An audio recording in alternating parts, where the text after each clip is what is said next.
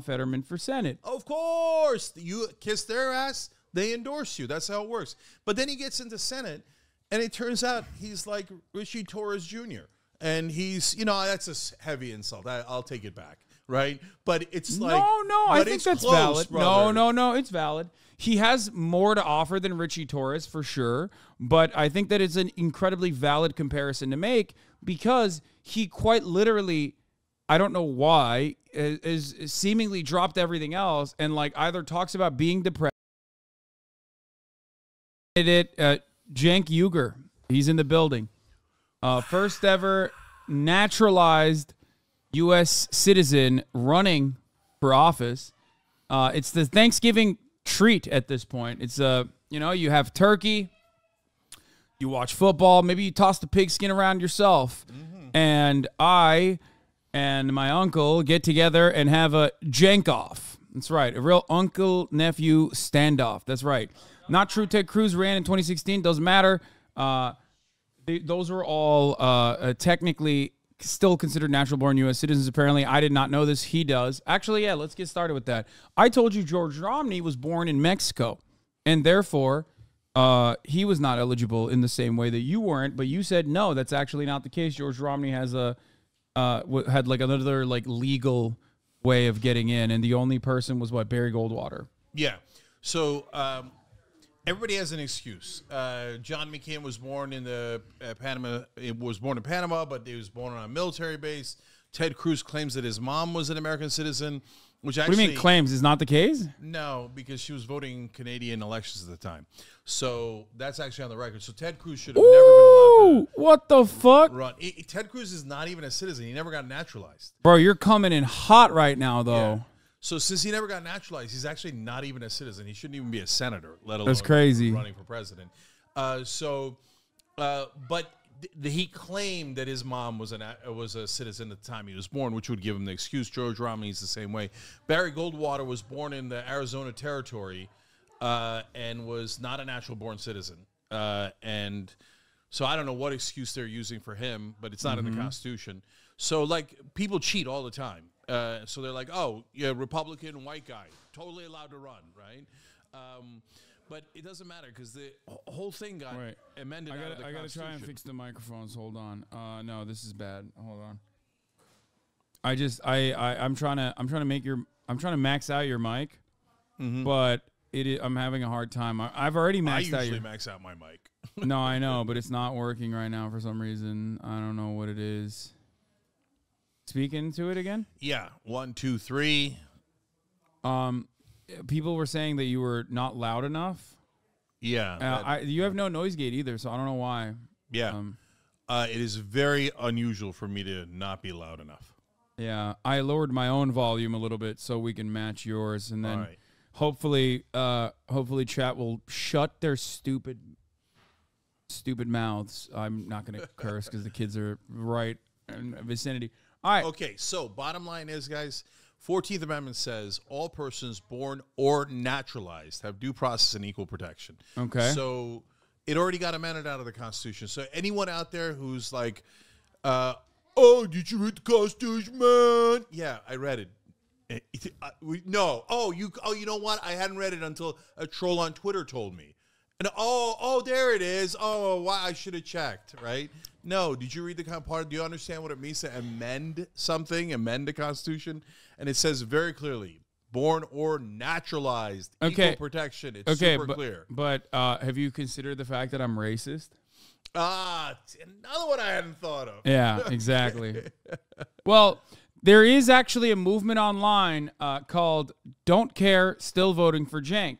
That's right. I don't know if you were aware of this or not. I actually am not. How do you get rid of Hamas Let's take a look. if you don't do it the way Israel is currently doing it, albeit with... You do what America did with the Osama bin Laden. We didn't go drop a nuke on Pakistan. We didn't go destroy 6,000 residential buildings in the middle of Pakistan. We sent in special forces. Is it more dangerous to the special forces? Of course. That's the point of special forces. Try to find the hostages. Does it look like Israel's trying to find the hostages? If I have a family member that's a hostage, I'm disgusted by what Netanyahu's doing now. How do you know they're not in the buildings you're dropping bombs on? How do you know they're not in the tunnels you're dropping bombs on? How do you know they're not in the hospitals you're dropping bombs on? So this, if you want the hostages rescued, every rational human being can agree this is not the way to do it. This is the way to do death and destruction for the sake of death and destruction. It's collective punishment. It's genocide against Palestinians, and the world has to speak out. So my way is not pleasant either. It involves a lot of folks dying on both sides. I understand that. Those are super hard choices. But go find Hamas. Go find the hostages. Go rescue them instead of wantonly, indiscriminately, killing after killing. And let's be honest, when you drop a bomb and a kid's head explodes and a grandmother is incinerated. Yeah, don't care, still voting for Cenk. That video that we just watched. Yeah. Wait, what the fuck happened? That video we watched has 370,000 likes on TikTok. Yeah, that segment got over 4 million views on YouTube. Yeah, you killed it. Yeah. Obviously, you and I have, I guess, some disagreements on that. I think like the best way to negotiate or the best way to deal with the situation is to negotiate and do the exact opposite. That was my perspective after 9/11 as well. People have often asked me, you know, what should have America done? And I'm like, literally the opposite of what they did, which I think you would agree with as well. Do you think America should have invaded Afghanistan after 9/11? Well, that's a complicated one. Iraq, obviously not. So for Afghanistan, it depends on what version of the story you believe. Did they actually offer up bin Laden or didn't they? If they offered up bin Laden, then it's a no-brainer. You take bin Laden, you don't invade Afghanistan for no reason. Well, they offered up bin Laden before, as a matter of fact, before 9/11. 9/10 specifically was when, what's the guy that got assassinated? He was... Rashid Dostum? No. Gulbuddin Hekmatyar? No. Not none of those guys. And also, Dostum is still alive, isn't he? What the fuck? Probably, yeah. Yeah, what are you talking about? Dostum is I don't like... know, you accidentally killed Dostum. Yeah. Ahmed Shah Massoud was the leader of the Northern Allegiance, right? And he famously, before his assassination, as an Afghan politician and military commander, he was one of the Mujahideen that was obviously another rugged anti-Soviet fighter, but obviously the Mujahideen were a collection of different forces that were not aligned with one another ideologically. There was like different sects, different opinions. He was following the rise of the Taliban in 1996. Massoud was a rejectioner of the Taliban's fundamentalist interpretation of Islam, and he was a leader of the Northern Alliance.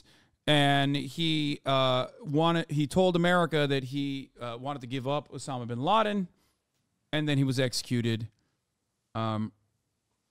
because the CIA leaked his location in still disputed claims on whether or not it was deliberately done. Who knows? But the CIA leaked his location, and then he was assassinated by Al Qaeda.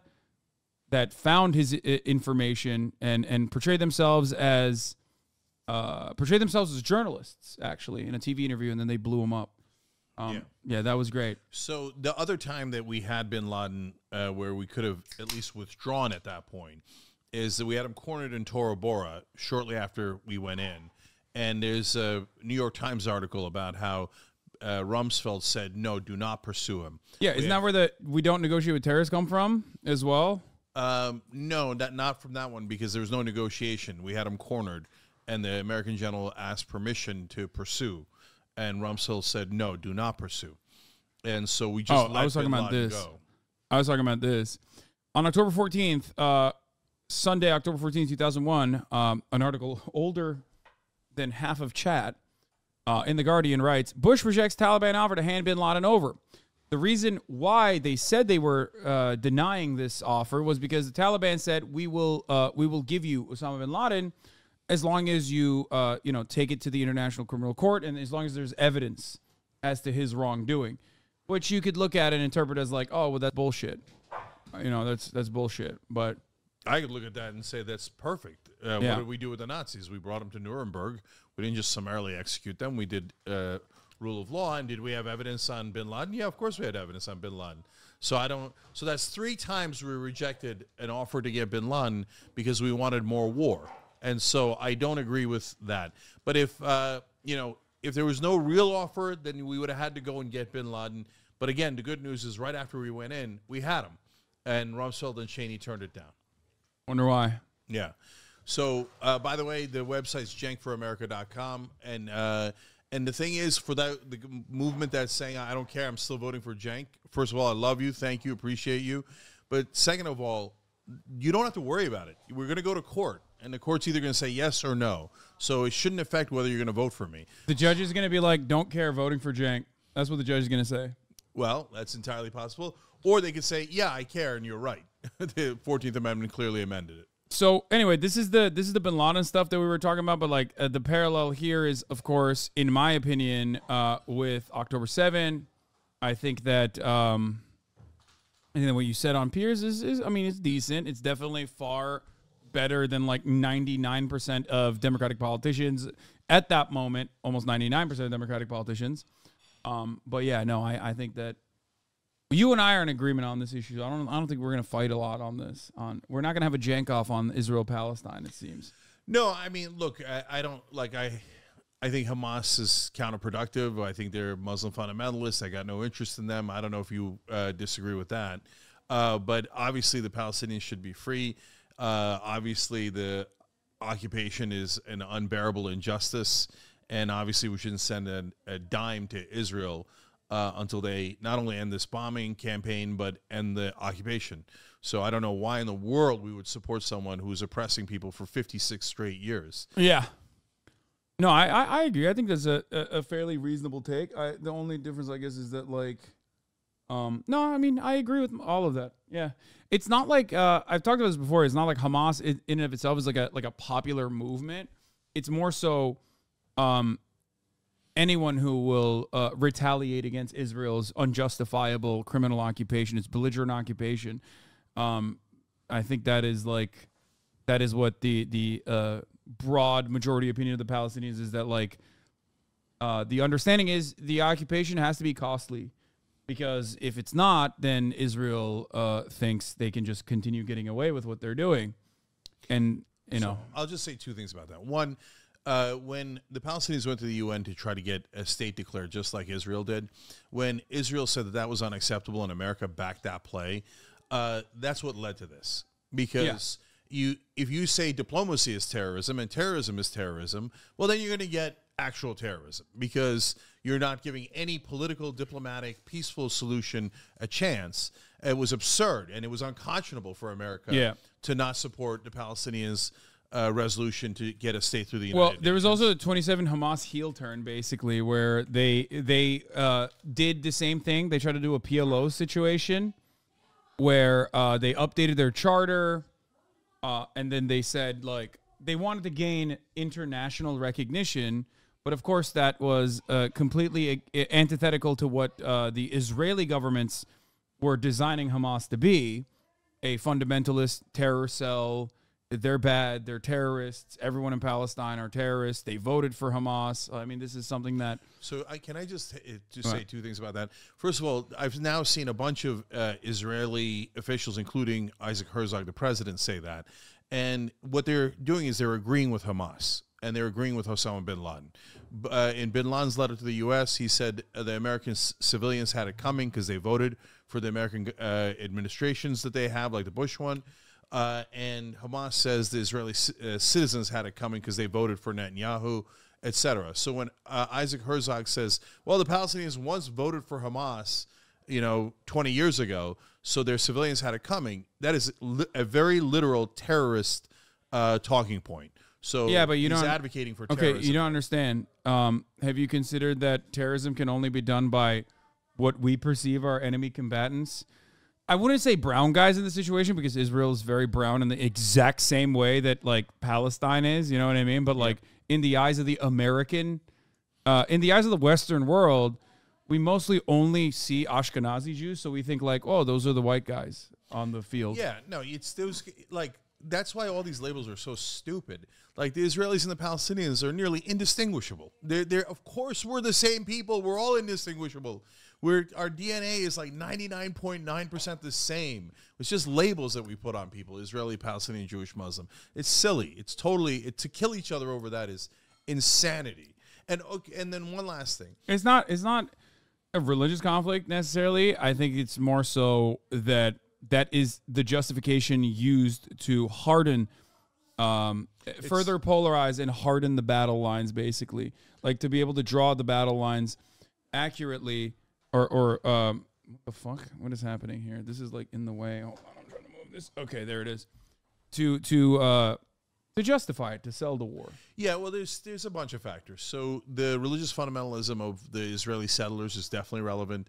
Of Hamas is definitely relevant, and it helps to separate out them in a way that is unresolvable. In other words, it's disastrous because it separates them out in a way that's unresolvable. But ultimately, it's a power dynamic at play. And so and by the way, they say, oh, well, if Hamas had the power that Israel has, they'd kill every Jew. No, that's actually not at all true. It would play out almost exactly as it's playing out now, where the Palestinians would oppress the Israelis and occupy them. Well, they wouldn't kill all of them. That's ridiculous. Well, you don't even know that because, like, we have no way of knowing that because Hamas and any kind of political mobilization that it's been able to create for itself, any kind of like popularity that it's been able to cultivate for itself, and it's been deeply unpopular throughout its inception and well into the 2000s, and even now is not a very popular entity, is due to the occupation, is due to the fact that time and time again these negotiations that were being done with Yasser Arafat led to more settlements, more expansion of the West Bank, more oppression, the permit tyranny that Palestinians were subjected to.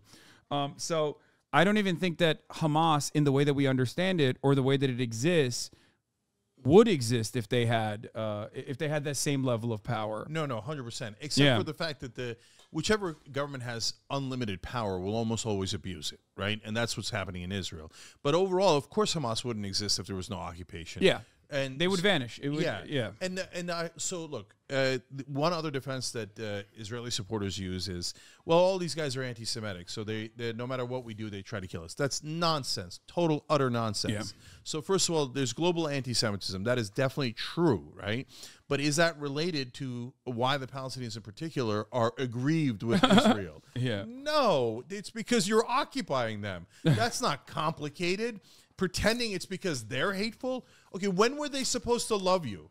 At what point in the occupation where the Palestinians go, hey, you know what? Even though these guys have been occupying us and taking away all of our dignity, our economic opportunity, dropping bombs on us, cutting off the water and power anytime they want, and bringing in settlers to steal our land and having them execute us every once in a while summarily, we're supposed, oh, right, but we love them. I think I would go so far as to say that I think Palestinians do show a tremendous amount of resilience and also are infinitely less hateful towards Jewish people or even Israelis in general, but like Jewish people across the board than one would expect under any other normal circumstance. Something that Norm Finkelstein talks about a lot is like the hatred that his parents, his mom and dad, both Holocaust survivors, both concentration camp survivors, they were in the Warsaw Ghetto, the hatred that they experience, the hatred that they feel towards Germans carried on to like their experiences living in America. And he always talks about like how understandable of a hatred that was, considering like what the Germans had done, what the Nazis had done. And that distinction is almost impossible to make even after years and years of like surviving that oppression. As far as I've seen, Palestinians are infinitely less hateful. Maybe it's because they understand their position is like born into oppression, and they are very cognizant, or maybe it's because they are hyper educated in spite of all of the circumstances that they've been that they've had to deal with. But you know, most Palestinians that I hear from are way less hateful than they normally anyone else would under normal circumstances. Yeah. Last thing I'll say on that is, look, they set up this oppression loop that is unbreakable.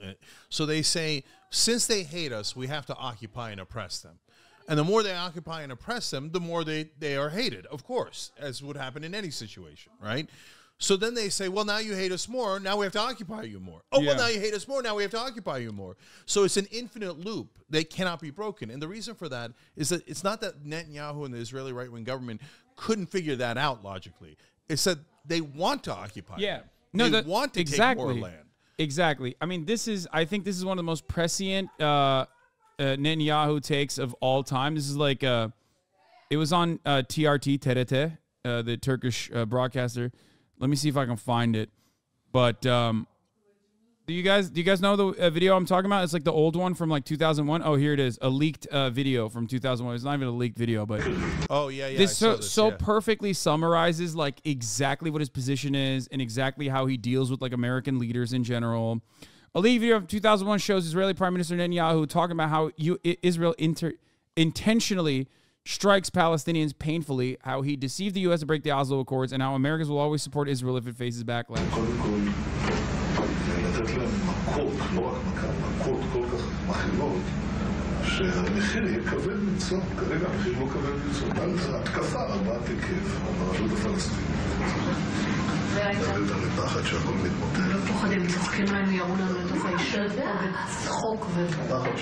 The world will say that we're the aggressors. Hold on.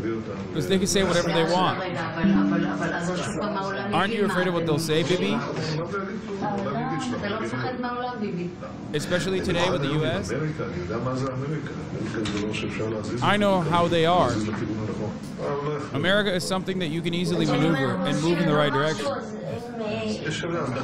And even if they say something, so then they say something. So what? 80% of Americans support us. By the way, this is the same Benjamin Netanyahu who sidestepped Barack Obama, regularly undermined him, went to the Republican Congress and delivered a speech while Obama was president. And he's right. You know what Obama did on his fucking way out? By the way, Obama, least popular politician in Israel, widely condemned by Zionists as like a Jew hater directly. That's like what what ultra Zionists have said about Barack Obama. What did Obama do on his way out after being undermined and shit all over by Benjamin Netanyahu? Oh, he gave him $38 billion over the course of the next 10 years. So, he's right. Netanyahu is right.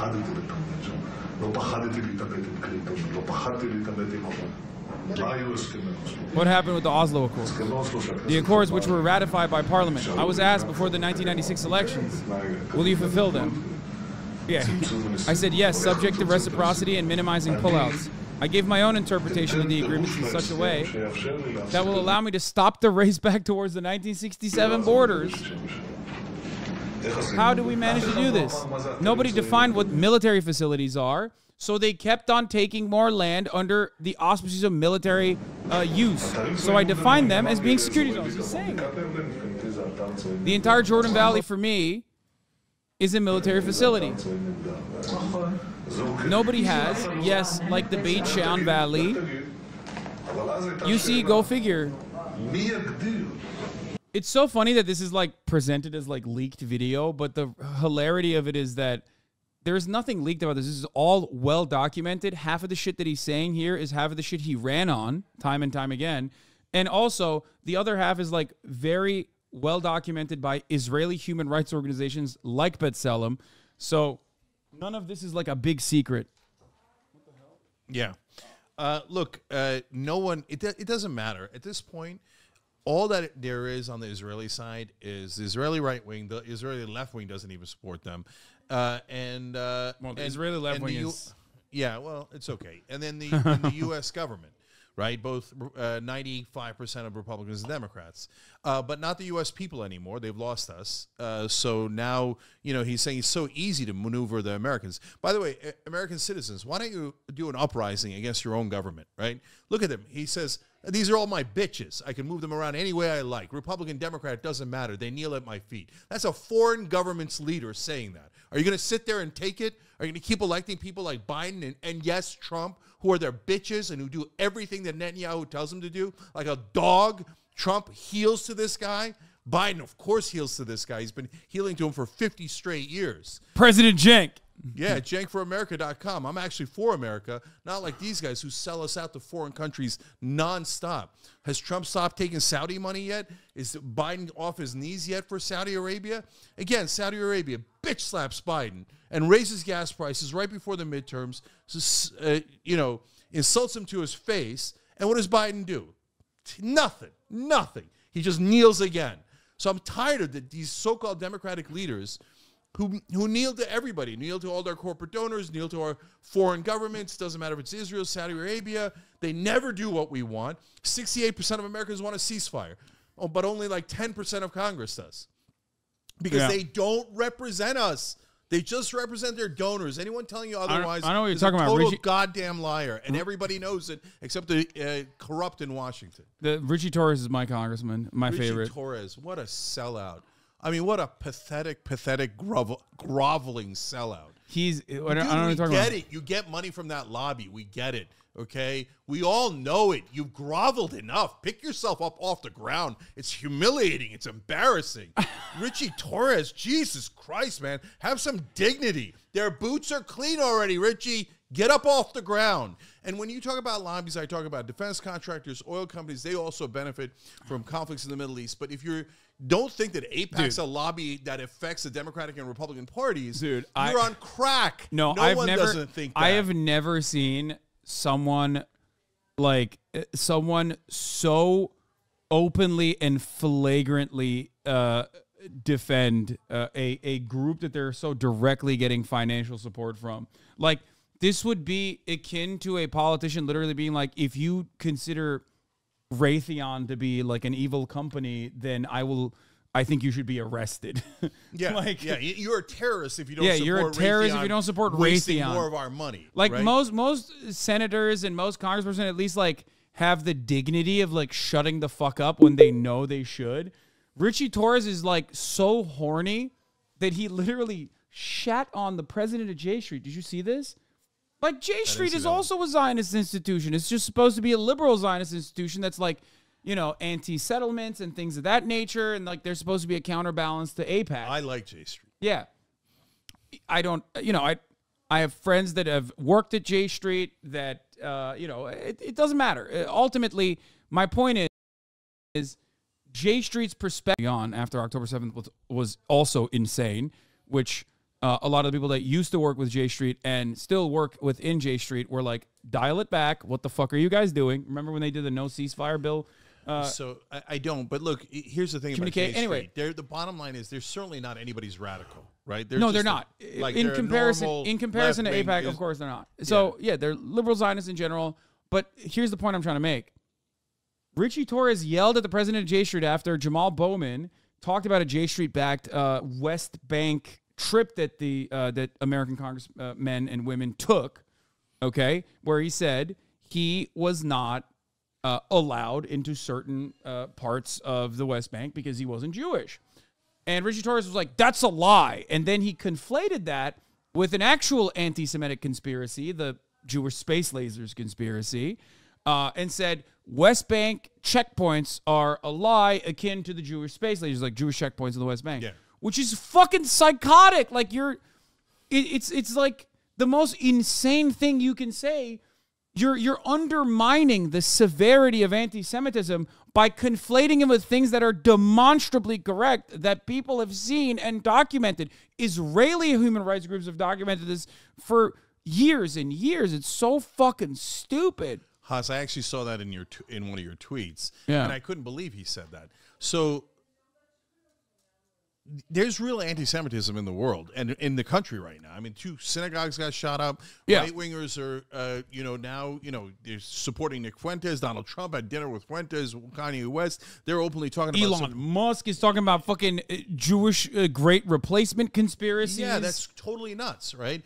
Like, in the moment of this, like, heightened anti-Semitism, for them to use it for political reasons is disgusting. It's the boy who cried wolf at the worst possible time. To say that Jewish space lasers, which is an obviously anti-Semitic conspiracy theory, is the equivalent of saying that there's checkpoints in the West Bank What are you talking about? Of course there's checkpoints in the West Bank. Netanyahu would agree that there's checkpoints in the West Bank. Yeah. That's a mental thing to say. That's saying, hey, listen, I will do any lie. I will do any piece of propaganda. Please send checks to richiedoras.com or wherever the hell your website is. Dude, we see you, brother. We see you. The whole world sees how pathetic you are, Richie Torres. Yeah, You're like a groveling, pathetic, miserable person. Just go into some other job. Become a plumber. Become a dentist. Do something useful with your life instead of being a floor mat, the dirty mop that you use, like the dirtiest mop you have. For any lobbyist that comes by, well, he deleted have it. To be APAC. To be fair, he deleted it. Except he blocked me, and he's been like going off on a fucking tangent still. You know, he's a ridiculous person, debasing himself in this way. Also, once again, another person is John Fetterman as well, which is so fucking disappointing. You want me to tell you the backstory of that? Because I was all right. Give us the deets. Yeah. So. When Fetterman was running, he's running as a populist progressive. We're all super excited. This is pre-stroke, right? And so I'm just keeping it real, right? And at that point, he's like the next coming. Like, I think he's going to run for president. He's got the best chance of winning. He can knock Biden out. I'm super jazzed about Fetterman, right? And he gets it that you shouldn't do the robotic plastic crap that other politicians do. Yeah. Then he's a lieutenant governor, so he's never spoken out about Israel. So everybody's curious, how's he going to handle it? Because right at that point, Democratic majority for Israel, AIPAC, et cetera, are dumping millions of dollars into races. They've already spent $4 million against Nina Turner. So everybody knows that. So we're all, the progressive community is waiting to see what he's going to say. Is he going to A, stand up to them, B, punt, or C, kiss their ass? And he comes out with an aggressively ass-kissing message. And so at that point, I no hate. Okay, I got it. You're trying to win the election. You don't want $4 million spent against you. But once you win the election, then you're an incumbent. You have a ton of money. You have a ton of money. Do you see what I'm showing you, though? Power and leverage, okay? Do you see what I'm showing you? Democratic majority for Israel PAC endorses Lieutenant Governor John Fetterman for Senate. Of course. You kiss their ass, they endorse you. That's how it works. But then he gets into Senate, and it turns out he's like Richie Torres Jr. And he's, that's a heavy insult. I'll take it back, right? But it's like... No, I think that's close, valid. brother. No, it's valid. He has more to offer than Richie Torres, for sure. But I think that it's an incredibly valid comparison to make because he quite literally, I don't know why, is seemingly dropped everything else and like either talks about being depressed, wearing fucking his dumbass outfits, or Israel and defending Israel unconditionally.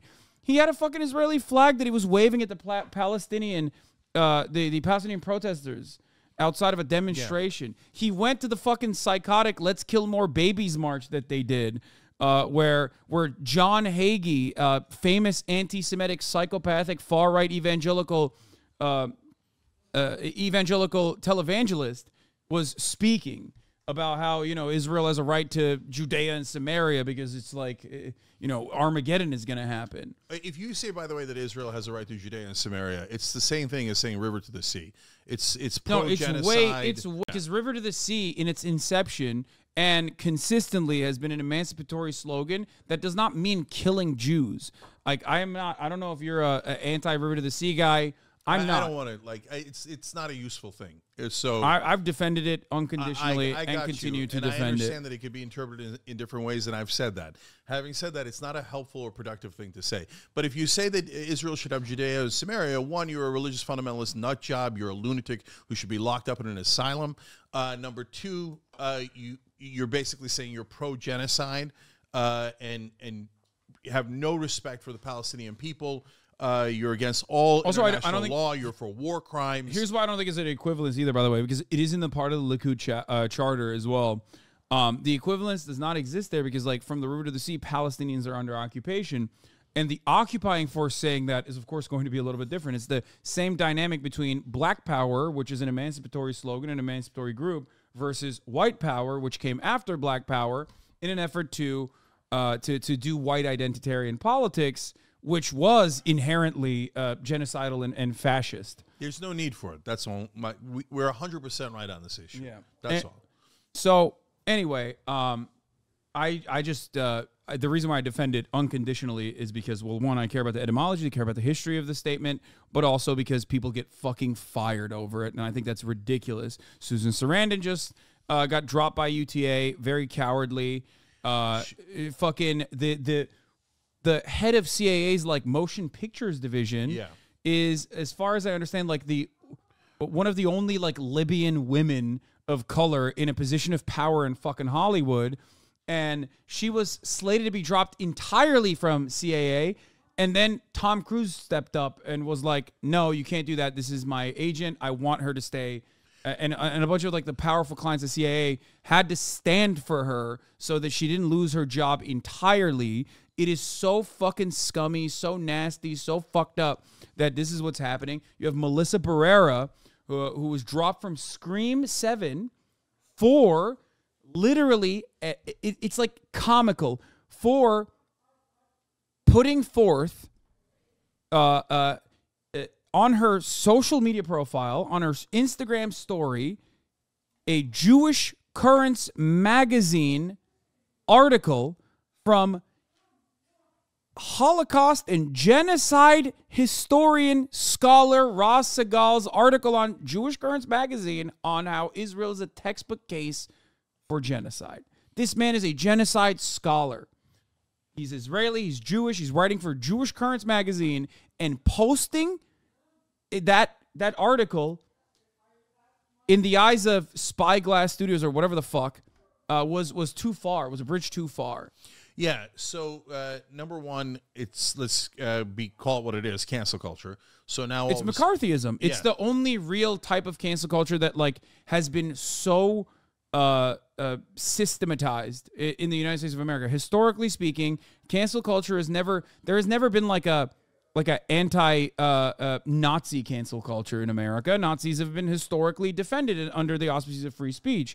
The only time where we have historically allowed Congress and allowed politicians and allowed organizations to undermine political action that is supposed to be protected under the First Amendment is McCarthyism, Red Scare. Yeah, and Barry Weiss started cancel culture by going around targeting Palestinian professors. Oh, yeah. Saying, how dare you treat Palestinians as human beings? You should be fired, right? Yeah. And then she pretended to be aggrieved by cancel culture. No, bitch, you started it. Let's be honest about it. Let's call it what it is, okay? And so this is like the height of cancel culture. How dare you disagree with Israel? You're fired. And it's not, and none of them, by the way, said from river to the sea at all.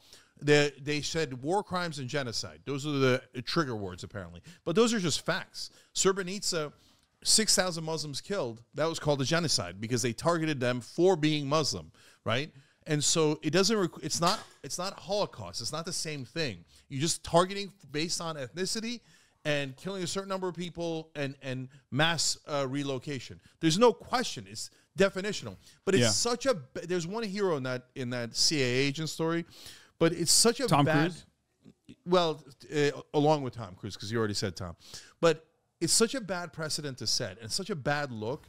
Like, if you're Steven Spielberg, who apparently, if you believe the reporting, I don't know that it's, I wasn't there, but, or any of these other guys who pressured CAA to fire her, that's such a bad look, guys. Wait, Steven At a time Spielberg of anti-Semitism, you don't go around going, she dared to speak out against Israel. Fire her. No, Spielberg. Right? Wait, I don't. It says I read it in one of the articles. I'm not putting it on Spielberg. Like, there was a whole bunch of people internally at CAA and externally, their clients. And he was mentioned in one of the articles. He's not the pivotal guy. It's not, his name's not important. The point is, a whole bunch of people said, let's fire her because she's dared to say a political statement we don't agree with. Yeah. Even though it's technically and factually true, right? The other hero, other than Tom Cruise, was J.J. Abrams. So he apparently stepped up behind the scenes. Was like, what are you guys doing? No, don't fire her. And so, you know what's really interesting? Thank you, J.J. Abrams. You know who actually, I don't know where they stand now, but you know who actually has been like incredibly critical of the Benjamin Netanyahu administration? And it's someone you would not expect. It's someone whose brother you've called a donkey and is the reason why you were you may or may not have left WME, as a matter of fact. But Ari Emanuel. Yeah, Ari Emanuel has been like, because I looked into it to see like I wonder what his perspective is, because like obviously Rom is like fucking reactionary piece of shit, right? Well, so I those thought are two different things, though. So, and Ram served in the IDF too. So, Ari Emanuel supports Israel 200%, and I'm sure there's a million things we disagree on. But that's the great thing about Jewish culture, is that it not only like allows for dissent, but it advocates dissent. It wants you. It wants to have these. You're supposed to challenge the rabbi, etc. So there's tons and tons of both Israelis and Jewish Americans who can't stand Netanyahu and who want to get rid of Netanyahu. Yeah. So and Ari Emanuel's in that camp, and bless his heart for that. And he's like, how much more do we have to deal with this shit? Right? He's totally incompetent, totally self-obsessed, totally corrupt. Let's get rid of this son of a bitch. yeah. It was Maha Dakil is who we're talking about, by the way, who worked with big-name celebrities, including Tom Cruise, Reese Witherspoon, Natalie Portman, Ava DuVernay, and Hathaway stepped down from the internal board of the Creative Artists Agency following backlash for her incendiary posts.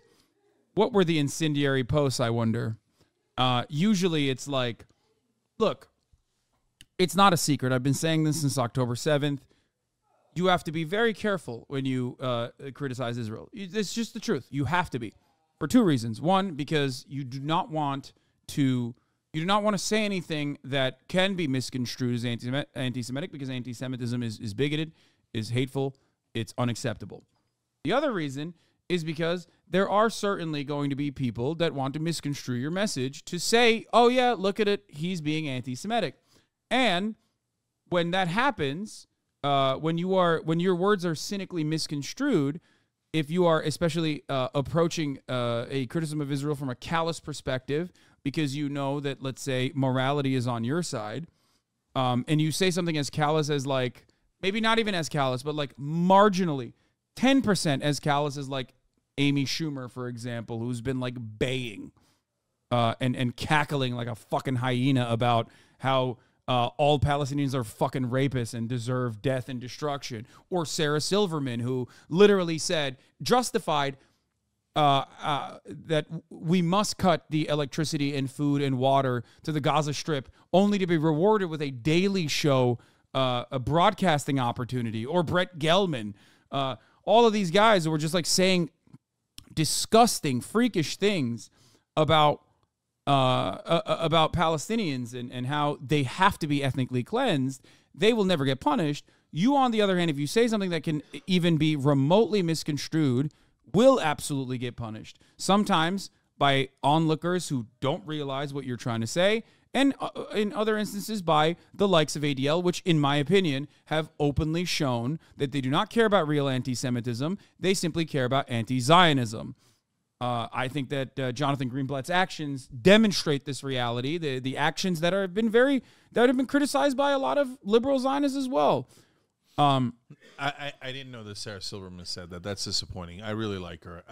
I'm hoping that she realizes it was a mistake. I'll look it up later. And she said that she was high. Okay, well, she got high when she that's said. Okay, at least she's like saying my bad. So for Jonathan Greenblatt, look, he did great work during the Trump Muslim ban and all that stuff. And so, he's a mixed bag. He's done who? good, Greenblatt? Yeah, in sticking up for Muslims, Americans, and other people. But whenever it comes to Israel, he thinks that it's his job to defend Israel, and it isn't. You're misconstruing your job, brother. That's AIPAC and Democratic Majority for Israel, etc. You're supposed to be standing up for Jewish Americans. And so the way he throws around the word anti-Semitism in regards to defending any Israeli policies, deeply counterproductive. No, they fully went back to like 1990, early 90s ADL, collaborating with fucking apartheid South African agents and shit, and spying on the Jewish left. It's basically back to that level of ADL this time around. Yeah, and you're ruining credibility of the organization. No, it's gone. It is fucking lit on fire. And I think Jonathan Greenblatt openly recognized it. Even the former president of ADL literally tweeted out, Jonathan Greenblatt is a piece of shit, basically. Like, I mean, he didn't say those words. Because, of what he's doing to defend Elon Musk. Yes. Too. And so that's, like, you know what? I mean, I don't even want to bring him up, but it's a perfect analogy. Rabbi Shmuley, right? So he goes and attacks me in an insane lunatic way on Piers Morgan, calls me every name of the book, but then it turns out he was the guy defending Bobby Kennedy for saying that coronavirus is genetically designed to avoid Ashkenazi Jews, and he defended Michael Jackson when he wrote "Beat Me, Jew Me" in a song. So he's like a little paid bitch to defend anti-Semites. Oh, wait, hold on. Well, not anti-Semites in this case, but he's also defended my favorite defender of Israel / defender of the constitutional reasons as to why we should look into lowering the age of consent laws, the Dersh. Did you know that? Uh-huh. He defended Alan Dershowitz when Virginia Jeffrey came out and said Alan Dershowitz, sexually assaulted me. Friend to Jeffrey Epstein, Alan Dershowitz. He defended. Of course he did, right? Because he doesn't have what does he have a congregation somewhere? Rabbi, right? He's like he has this non-profit where most of the money goes to him and his wife and their house, I think. So you could look it up. You can see the exact details, right? You don't take my word for it. My opinion is that Rabbi Shmuley is a corrupt defender of anti-Semites and does it for money and is one of the worst pieces of shit there is in media. But you could look it up. That's just my opinion. Yeah. Anyway, so this decision from the CIA was made after Duck Hill reposted an Instagram story on Wednesday, which read in part, "You're currently learning who supports genocide." She added her own message over the repost stating, "That's the line for me." That's it. What's more heartbreaking than witnessing genocide? Witnessing the denial that the genocide is happening. That's why the fucking CIA guys were like, "That's a bridge too far, actually, madam." Yeah. Yeah. Can't wait to make sick-ass fucking movies 10 years down the line about how, there were brave defenders of the Palestinians or whatever the fuck. Like, think about it this way. What are, like, some of the top movies right now? Martin Scorsese's historical rendition of Killers of the Flower Moon. Killers of the Flower Moon. Like, what are we doing? What the fuck are we doing here? Like, you guys don't realize you can't draw a fucking parallel to what's happening? I guess they just, like, want those in Hollywood just, like, don't really give a shit about ethnic cleansing happening because it turns out it makes really good movies. Oppenheimer is another one. Exactly. And by the way, look, let's be honest, okay? They're doing the same exact thing that Turks do. Okay. Oh, with the Armenian genocide. Yeah. Yeah, 100%. Like, oh, well, no, it's not a genocide. I mean, yeah, we marched them, and yeah, we moved 1 million people, and we did ethnic cleansing, and we did the war crimes, and we dropped bombs onto buildings. We know Hamas is in the tunnels, and the tunnels are completely unaffected, and we killed 12,000 civilians, over 5,000 children. But no, you can't call it a genocide. No, it's like literally the definition of a genocide. Yeah. And same thing that happened with the Ottoman Empire, right? Yeah, mass relocations, massacres, that's targeting a specific group. Yeah, people... Clearly, that is the definition of a genocide. People think, I think incorrectly, that there's like a number that you have to hit for it to be a genocide. That's not how it works. Yeah. There would be no reason to study genocides and to have any kind of designation for what is a genocide if the only designation is appropriate after the fact. That doesn't mean anything. Then why the fuck are we learning about anything at all? Yeah. You know what I mean? Why would you ever learn about how this stuff works if it was only allowed to be spoken on after the fact? Like the top of the hour ad break that I'm going to run right now that I forgot to run. Okay, and I'm going to go pee. You can talk to the chat while I do that. All right, sounds good. Okay. It's not the destination. It's the it's the journey that makes it a genocide. Okay. Okay. So whenever he does this, I plug my stuff. So jankforamerica.com, running for president. By the way, I bought BidenIsGoingToLose.com. I bought SelfishJoeBiden.com because my name's hard to spell, right? Although you guys all know it. But so I bought all those other things so that you could be clear. And Biden is going to lose. Hopefully, we'll talk about that next. And look, I appreciate all you guys out there. You know, speaking of Thanksgiving, I've got over 6,600 donors, man. That the faith they've shown in me is unbelievable. If you guys want to, at a minimum, as a protest against Biden being foisted upon us when he's 81 years old, obviously going to lose, massively down on the polls, total egomaniac, doesn't even want to run, can't finish the sentence. Even if it's like $1 in a protest, go to jankforamerica.com or bidensgonalose.com and chip in, man. By the way, for the fight against this discrimination against naturalized citizens. It's absurd. What is the Habsburg dynasty going to take us over? No. It's the 14th Amendment already said naturalized citizens have equal protection. They didn't say, oh, but you should read our mind. We didn't really mean equal. So we're going to test that in the courts. And for 25 million naturalized citizens, we're sick of it. We're sick of, you're not really one of us. You're not really 100% citizen. You're a second-class citizen. And look, when right wing does it, when the trolls do it, I no problem, man. That shit just slides right off my back. I've been through it 2,000 times, right? But it does.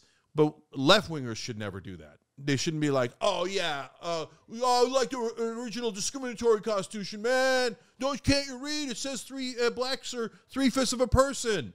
Yeah, that got amended out too, brother. Okay, and so equal protection and due process means we protect every American as they are 100% Americans. So if you're in favor of that, JenkForAmerica.com, help out on that too. God damn, dude. Yes. You haven't stopped. You have not stopped promoting. Holy shit. That's how I do. I was sneaking in a little bit of macaroni and cheese. I don't blame you. Mule here. Tell Cenk he's got my 500 votes. Dude, I've activated my mules. Awesome. Excellent. Hell yeah. Watch out with your phone. Don't show it on screen. Yeah. So I need all the Krakens and all the mules out there. Okay. No, mules like illegal. Yeah, like I know. We're the 5,000. Okay, I hope you know that. Yeah. All right. The most important election of our lifetimes. We need a new candidate. Yeah. That's so funny. Damn, man. We put that website together in a minute. We're going to get a new website. That's obviously super cheesy. Okay.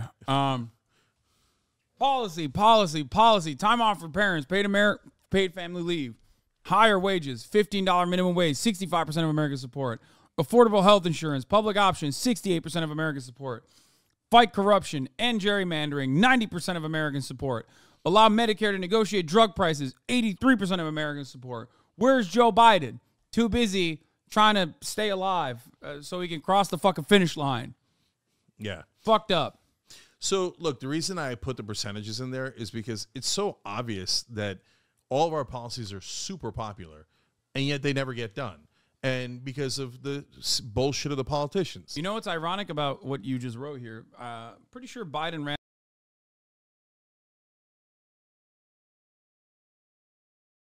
on all of these. Yeah. So, and by the way, that's another reason why I put it. He did nothing to end gerrymandering. He didn't even introduce the public option. He purposely threw the $15 minimum wage under the bus himself. Paid family leaves at 84%. Never proposed it after it got taken out of the Build Back Better. Why didn't you just do it as a standalone bill? And to be fair to him, though, he did negotiate drug price. He did it on one drug, left like insulin. 10,000 other drugs, totally unregulated.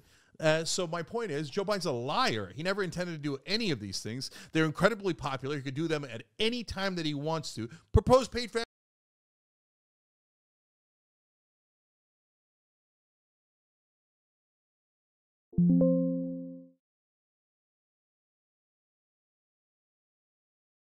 Even the Senate, embarrass the Republicans into go ahead, vote against it. Vote against American moms. I dare you. I dare you. Why don't you do it? And then we'll pick up some more Senate seats. Why doesn't Joe Biden do the goddamn bare minimum? Because he's a liar. He doesn't want to do any of these things. These are all things that the donors are blocking, not Republicans, not the filibuster, not the parliamentarian. Why public option and not Medicare for all? Medicare for all also is super popular, but I put public option in because it's one, indisputably popular, including with Republicans, and number two, Joe Biden promised it and didn't even propose it. It's like the bare minimum, and he didn't even propose it. Bullshit. Like, if that wasn't a lie, what was it? Get like his ass. Like the mainstream media catches feelings when you call politicians liars when they're obvious liars, right? I'm the labor secretary when he wins. So I'm just telling you what's reality, what Americans know. He didn't try. He is Joe Manchin. He calls him JoJo. He gave him the pen for the Inflation Reduction Act. And Joe Manchin comes along every once in a while and pulls a Wyatt Earp on him, and Joe Biden plays the role of Billy Bob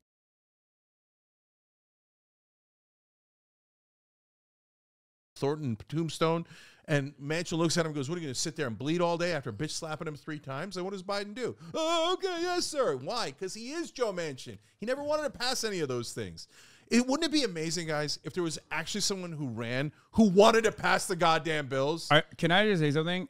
I can't believe I'm going to defend Joe Biden here a little bit, but like, if Joe Biden was a more telegenic or more kinetic leader that wasn't 857 years old, I think right now in this time and age, and he didn't do the Israel stuff, obviously, and maybe found more like a better workaround and used the bully pulpit more effectively for student loans and other things that he was a different person. But go ahead. Well, my point is, no, you know what? Fuck it. Actually, even if he didn't do the other stuff, but he was just like younger and more energetic. Like if this was Joe Biden from like 2012, right?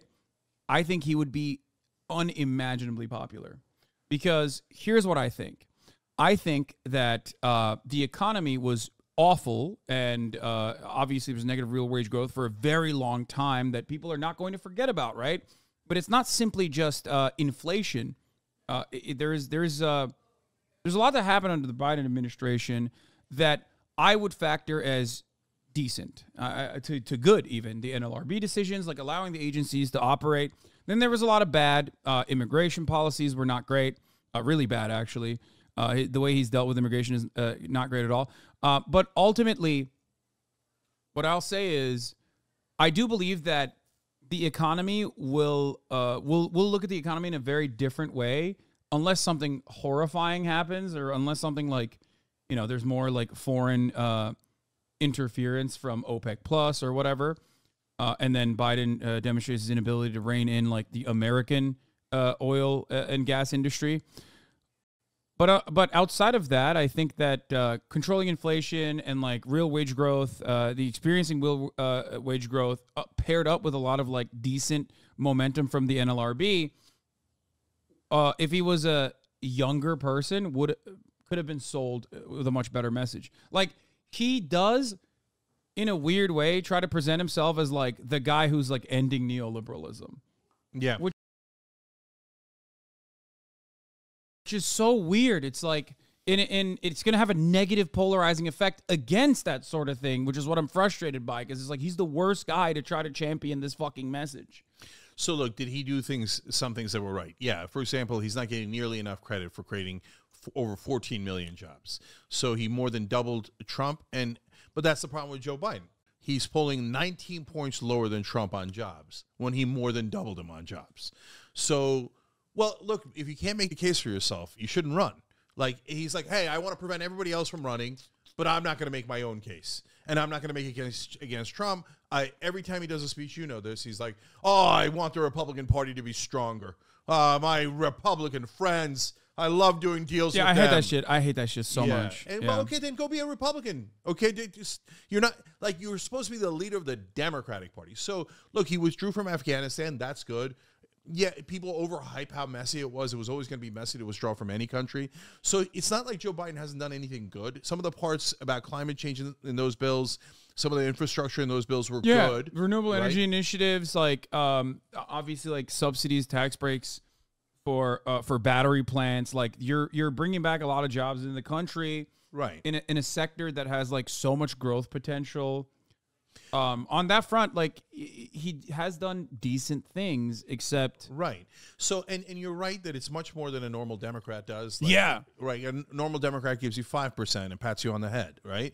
And these days, Joe Biden, because of pressure from younger voters and how important younger voters are to the Democratic Party and to Joe Biden, and let alone the Bernie Sanders wing, et cetera, he gave us 15%. And so that's why we're like, oh my God, he's like so much more progressive than Obama. And then, but in reality, it's still 85% bullshit. Yeah. Like, I mean, look, negotiating drug prices is the perfect example. They negotiate one drug, and they cover up the fact that we're not negotiating drug prices for every other drug. And then they get their mainstream media to go, historic reform, he cut drug prices. Total propaganda. Purposeful propaganda, not just to help Joe Biden, but for Joe Biden to help the drug companies cover up their crimes. So they have a monopoly. It's corruption defined. They pay off the Republicans and the Democrats. And Joe Biden is not the guy who's holding them in check. He's the guy who's doing the cover story. He's the getaway driver for that. So it's not enough. No, you should have your leaders should represent you. I know we've lost that like idea completely in America in the last 50 years. Well, that's why I'm so frustrated about like this iteration of like Joe Biden once again refusing to reckon with popular support for ideas like the ceasefire, right? and just in the most comical way saying, no, like Israel has a right to kill more children. Like, I don't give a fuck. And I get very frustrated with that because, like, of course there's going to be Arab voters in places like Michigan, a reality that Gretchen Whitmer certainly understands, and that's why she's triangulated her messaging very differently than Joe Biden has so far. But there's going to be people that will not ever forget Joe Biden's actions and his statements, right? Muslim voters. And beyond that, I get very frustrated at liberals who yell at the likes of myself, who say, I think that it's perfectly valid and perfectly reasonable to say you're not going to vote for a president to extract concessions like 1 year out from an election. That's ridiculous. What the fuck are we doing here? Like, why are we always voting from a defensive posture forever as the country and the world, as a consequence of this country, ratchets towards further and further right-wing policies that Republicans push the needle on, and then the Democrats solidify and make permanent. Great example I will give you is this. Under the Bush administration, tax cuts for the highest top tax bracket were pushed. However, this was an initiative that was slated to sunset, right? If you recall, the top marginal tax rate was slated to sunset, so the taxes were about to go back up. Under the Obama administration, Joe Biden personally sidestepped Harry Reid when Harry Reid and Mitch McConnell were negotiating on this, and it was supposed to be a non-starter. Like, yeah, these taxes are going to go up. What the fuck are you talking about? Joe Biden sidestepped Harry Reid to make those top tax cuts permanent. Republicans push the needle. Democrats solidify it. They calcify it. They make it permanent. Always. Very frustrating. So that deal was so bad that Evan Bayh, a conservative Democrat, wrote a whole book shitting on that deal, saying, I can't believe how much Joe Biden sold us out. Joe Biden made those tax cuts permanent in a way that Dick Cheney and George Bush couldn't have dreamt about. This is exactly Joe Biden's job. His entire career is to give the Republicans everything they want and then say, no, it's okay, it's bipartisan. And then the media comes in and cheers, bipartisan, bipartisan. And he's 200 years old. So on marijuana, brother, just make it legal. Yeah. I mean, come on. It's a gimme. It's a gimme. It's so easy. It's so easy. It's not the 1970s. It's not the 1990s. It's not the 1870s, brother. Over 70% of Americans want it legal. Every red state votes to legalize it. Yeah. You dumbass. It's so popular and easy. I hate how fucking stupid the Democrats are. Like, they're bad on policy and they're bad on politics. Like, at least have one. You know what I mean? At least Republicans do good politics. Yes, they're bad on policy, but they do good politics. They know how to fucking win. Usually, lately, this time around, they're suffering from their success like DJ Khaled, but they got a little too they got a little too far ahead with their horrifyingly bad policies. So, but I want to go back to Michigan for a second because now Biden's lost Michigan. It's gone. His support among Arab Americans was over 70%. It's now down to 15%. And so Michigan is the most critical swing state. Trump won it in 2016, lost it in 2020, makes all the difference. And right now the polling in Michigan is a disaster for Joe Biden. It is gone, okay? And a lot of Arab Americans are saying, even if I don't vote for Trump, I'm not voting for Biden. So they're going to sit it out. We've lost Michigan for good if Joe Biden's the candidate. 17% of black voters are also moving in the direction of the Republican Party, which is an unimaginable number that has never happened in American history before. 8% last time around, up to 17% for Donald Trump. The Hispanic voting bloc, 39% looking to vote for the Republican Party this time around. These are incredibly high numbers. In the past, I've talked about this before. In the past, the number of black people that voted for the Democratic Party could swing in either direction. However, the percentages did not change. It was always like 80%, I mean, not 80, sorry, 90% of the black vote was for the Democratic Party. And then other black voters who didn't vote for the Democratic Party just simply wouldn't vote. I've never experienced a genuine change from the, and this is mostly led by black men in general, but a voter shift from the Democratic Party to the Republican Party like this. Yeah, so two more devastating stats. So on Latino voters, back in 2012, Democrats had a 42-point lead. Now, it's down to a 4-point lead for Joe Biden. They've lost Latinos almost entirely. It's nearly even now. That is unconscionable, and there's no way any Democratic candidate can win when they are only winning 4% with Latino voters. And they're fucking over the youth vote, like the Israel-Palestine that's the second stuff. thing I was going to get to. The Israel-Palestine stuff is like not just. There's such a gigantic generational divide here between people who have only fucking known about Israel from television and like pro-Israel coverage versus people who get their information from independent media and also social media. And you see that generational divide. Jonathan Greenblatt is very well aware of it. In a leaked audio, he straight up was saying, like, we have a generational problem. 51% of American Jews that are under the age of 35 are pro-Palestine. 51%. Love it. That's America. That's what I'm saying. But like, it's ridiculous. Like, you cannot, if you're under the age of 40, and especially if you're under the age of 35, you have the exact opposite perspective on Israel-Palestine as every other demographic. Yeah, 100%. Now, to the point about young voters. Young voters carried Biden in 2020. Remember, he barely won the Electoral College by 44,000 votes, right? And young voters came out 11% higher than they did in previous elections, including against Trump last time in 2016. So, and young voters also carried the Democrats in these last elections in Ohio, Kentucky, et cetera. So now, Biden in the last poll is down to Trump with young voters, down by 4. Down by 4 to Donald Trump among young voters? Good night, Irene. 0% chance of winning. Biden is going to lose.com. Biden is going to lose.com. There's no, like, guys, the reason I entered the race, why? I think, I got this. I'm about to win. Dude, don't say that. Right. No. Hey, listen, I'm proud. I'm beating 3 governors right now. So it's a tiny number, but Trump started at 1%, et cetera. But that's not my point.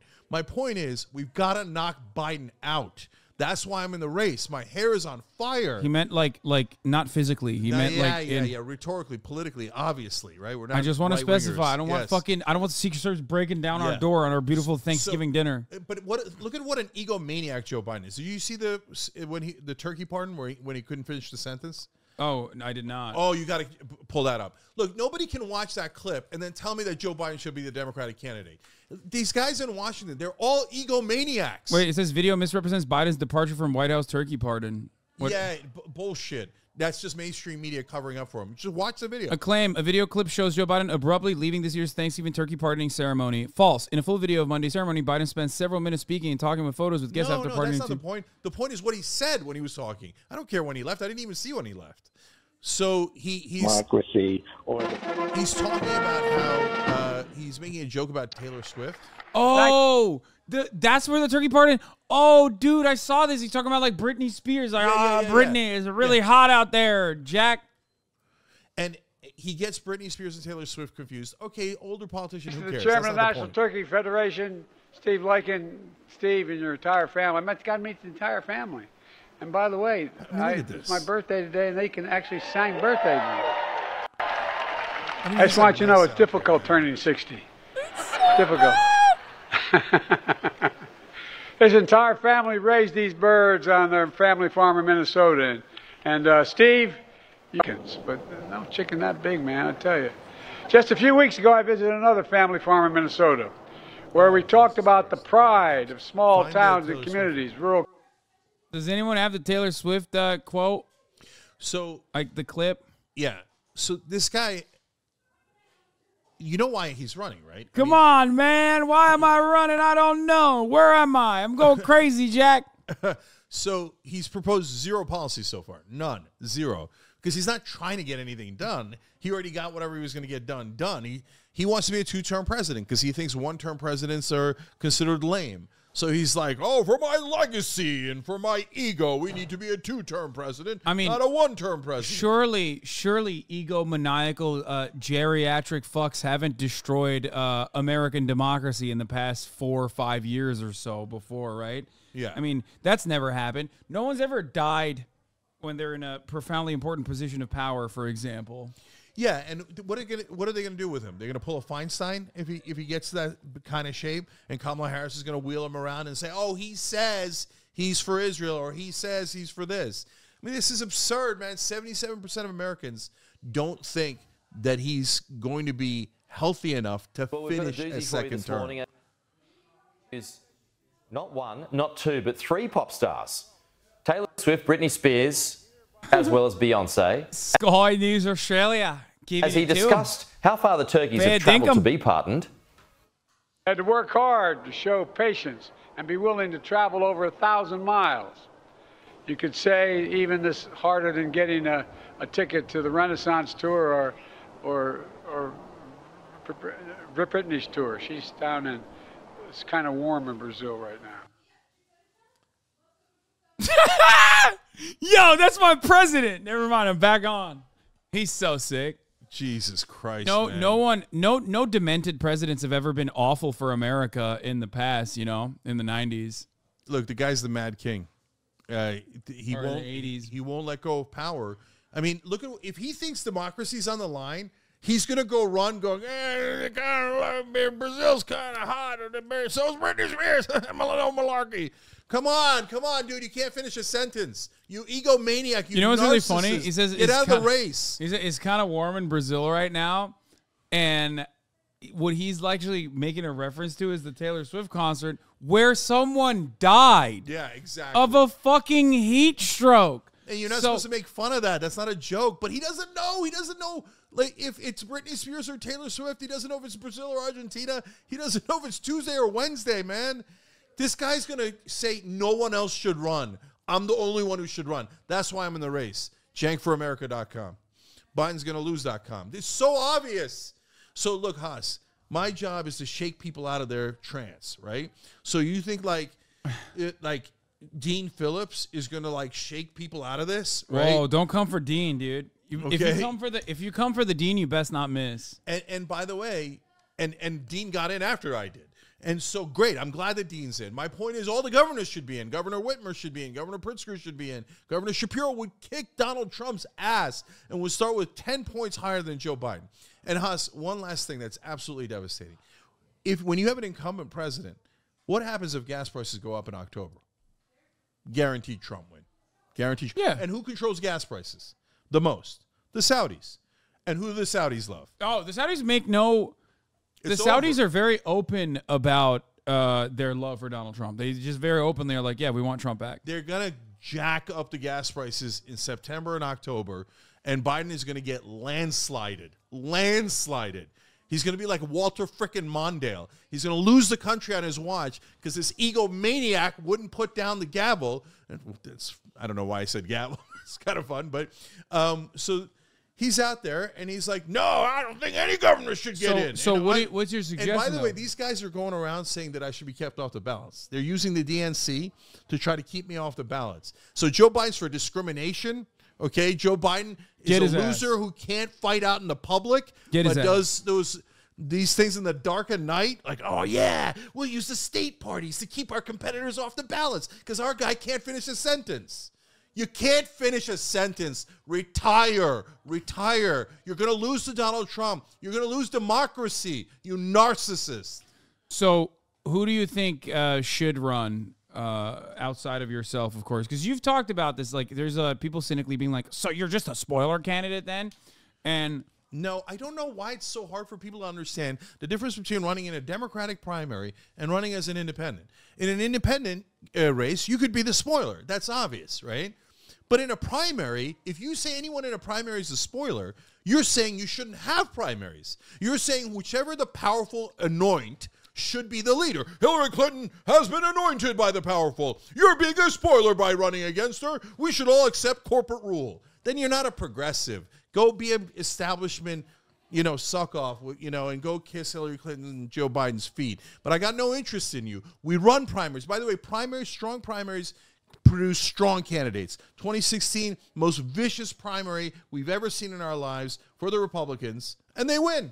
Oh, I thought you were going to say strong primary for Hillary Clinton, strongest candidate, not so much. Dude, in 2016, the Republicans are talking about dick size on the national stage, and they won. And they won in 2020. There's 27 candidates on the Democratic side. and they won. So when the mainstream media tells you, "Oh, primarying powerful people who are incumbents and suck off corporate donors is spoiler candidate terrible. Don't ever run against them. Who do you Bow think is your head. Who do you think is being cowardly right now by not running against Joe Brandon when you know they could be popular? Obviously, a lot of people say Gavin Newsom, but I don't think Gavin Newsom would poll well nationally. So look, that's two different things. Who would be more popular? I think Whitmer and Shapiro would be more popular than Newsom, right? Yes. Well, here's the other thing, though. Wait, hold on. Generic Democrat that is lifeless, faceless, polls 18 points better than Joe Biden. 18 points better. So what you're saying is backed up by the data. Like you're not coming at this for people who are shitting on you and saying like, oh, yikes, seems like you want the Democratic Party to fail, sweaty, because so many of you are stupid ass DNC fucking mouthpieces, and you don't even get paid for it, you absolute fucking dinguses. Assume the position that like you just have to sit there and take it. The DNC tells me who to vote for, and I vote for it because that's the defensive posturing, that's the defensive voting that we must engage in every time, okay? Something that you need to remember is that, no, this is supposed to be a democratic process, which is why extracting concessions from your leaders is perfectly valid, perfectly just, pressuring them is perfectly valid, perfectly just, and demanding a better candidate that is actually going to not lose the election to Donald Trump is also perfectly valid and perfectly just. So just remember that when Cenk is doing this and you're like, oh man, I can't believe he's done this. Like, I don't necessarily like. I've joked around about his chances, of course, but ultimately I think he's right when he says that Joe Biden has to be swapped out with someone else. And I know that like I mean even David Axelrod has basically fucking mentioned this, and I feel like part of the reason why they're not doing it is because they're trying to run the clock so they can say, oh, but we can't do anything. The primaries are now here and there's no one on the ballots. And, you know, Joe Biden is the guy. We got to cross him over the finish line. So the original idea was get more governors into the race. But to your point, you asked about courage. And it turns out they don't have it. So, look, they have other things. They'd be 18 points higher than Joe Biden. But they don't have courage. Because if any of them had courage, you know how easily they could have knocked this guy out in the primary? If J.B. Pritzker came in with his $1 billion, oh yeah, he would have annihilated Biden. And also his he would physique. be the president of the United States, but he was too scared. And also his physique, because he is rotund, and Americans want to vote for rotund men. Okay, well, then I'm in good shape. Yeah. Okay, so... No, you are nowhere near as big of a boy as JB is, though. Come on. You know, yeah, I hear you. So, look, Josh Shapiro beat a Trump acolyte by 15 points in Pennsylvania. He's popular. In Pennsylvania, he'd carry Pennsylvania easily. So Shapiro would be 10,000 times better than Joe Biden. I want everybody in the race. But since they were not profiles in courage, new plan is make Biden retire. Okay, enough with like being gentle and polite. The brother's not understanding polite. We need to all get in his face, and we need to go, hey, cut the malarkey, okay? You're 81 years old. You got to retire, Jack. Okay? And no, this isn't political. Let me whisper it for you, Joe. You're being a narcissist, and you're going to ruin democracy because you want a second term, you selfish. All right, even I have limits. But we all got to push him out. No, Joe way. No way, Joe. No way. No way. Push him out. Look, I even bought woundedantelope.com. This guy's a wounded antelope. He's not... Everybody knows this, but nobody will say it. So my job is to scream it from the rooftops until people go, oh, yeah, he's 18 points lower than a generic Democrat. We're mental for running this guy. We're purposely trying to lose to Donald Trump. It's political malpractice of the highest It's going to be really order. funny when they run. It's going to be funny when they run these clips against you and myself to be like, Joe Biden lost because of you and not because he was 800 years old, and every poll said that 75% of the Democratic Party don't want him to run again. I don't care. They look, the DNC does propaganda 24/7. They'll do propaganda about that. But even if you said Joe Biden's great, they do propaganda pretending you said he was bad. It doesn't matter. I'm not interested in their stupid propaganda.